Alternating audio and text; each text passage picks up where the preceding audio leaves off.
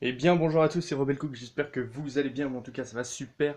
Alors aujourd'hui, je publie une vidéo parce que je n'ai pas publié depuis un bon moment, simple et bonne raison que je n'étais pas chez moi, je suis revenu seulement dimanche dernier, et que je ne prenais pas forcément le temps, à ce que le temps que je reprenne le travail et que tout ça se refasse correctement. Donc je publie aujourd'hui, j'en avais fait une déjà avant-hier. J'étais parti chercher les Pokémon et en fait ça me plaisait pas, du coup j'en fais une normale. Et lundi, je pense que je prendrai deux caméras et je pense que je vais aller avec un copain.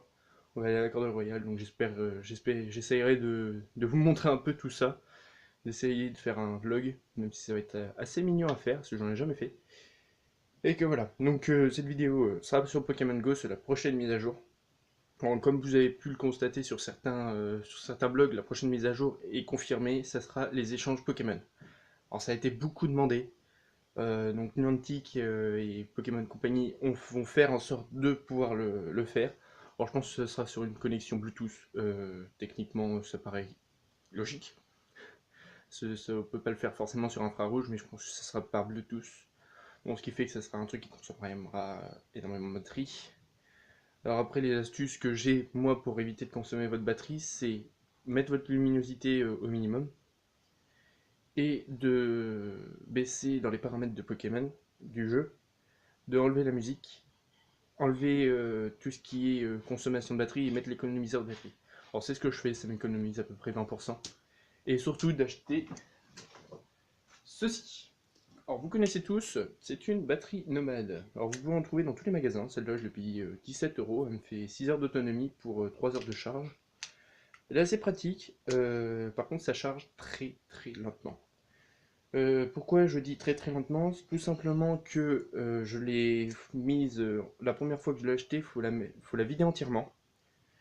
Et que une fois qu'elle est chargée, vidée, déchargée entièrement, pardon, la laisser charger 12 heures. Bien 12 heures. Pourquoi 12 heures? Pour habituer la batterie qui est à l'intérieur à s'habituer à la charge, que si vous le faites charger seulement 3 heures dès le départ, ça va pas faire long feu. Pas faire du tout long feu. Parce que ça m'est déjà arrivé d'en acheter une, bon, elle était un petit peu moins bien foutue, c'était pas de la marque, donc là j'ai pris une SBS, je l'ai payé 17 € à peu, non, je l'ai payé à peu près sur les alentours des 20 €. Je l'ai trouvé sur un magasin de technologie, par exemple un U Technologie ou même un Cultura, il y a des tonnes et des tonnes.